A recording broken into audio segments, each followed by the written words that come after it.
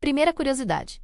O cartucho de Pokémon Red Blue quase não cabia todos os monstrinhos. Quando a Game Freak estava criando Pokémon Red Blue, o maior desafio foi a limitação de memória do cartucho. Eram tantos monstrinhos e mecânicas que quase não cabiam no jogo. A equipe precisou otimizar cada detalhe para conseguir colocar todos os Pokémon planejados. Esse aperto de espaço acabou resultando em algumas decisões criativas e até mesmo em glitches famosos. No fim, o esforço valeu a pena.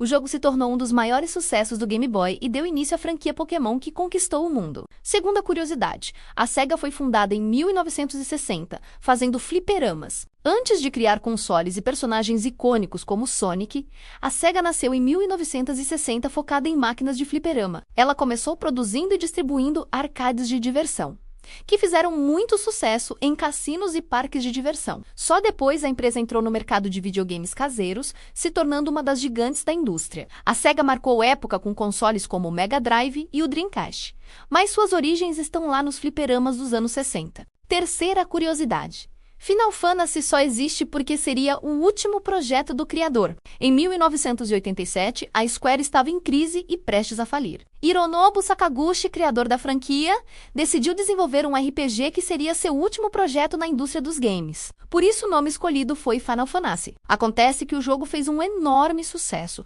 salvou a empresa e virou uma das séries mais importantes da história dos videogames. Ou seja, o Final Fantasy acabou sendo só o começo de uma grande saga que continua até hoje. Quarta curiosidade.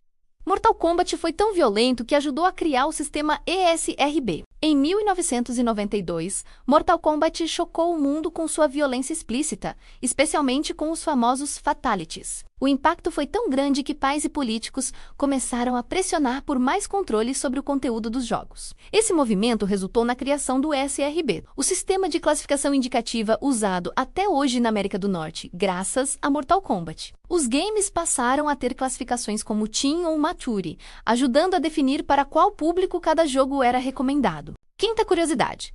O controle do Nintendo 64 foi o primeiro com analógico 3D popular. Em 1996, a Nintendo lançou o Nintendo 64 junto com um controle inovador. Ele trazia um direcional analógico, que permitia movimentos em 3D muito mais precisos. Isso revolucionou a forma de jogar, especialmente em títulos como Super Mario 64, que exploravam ambientes tridimensionais de forma nunca vista antes. O analógico do N64 abriu caminho para o design moderno dos controles, que até hoje trazem esse recurso como padrão em todas as plataformas. Curtiu essas curiosidades gamers? Então já deixa o like, se inscreve no canal, ativa o sininho e comenta aqui embaixo qual foi a sua favorita. Segue aí para não perder a parte 4 dessa série cheia de segredos gamers.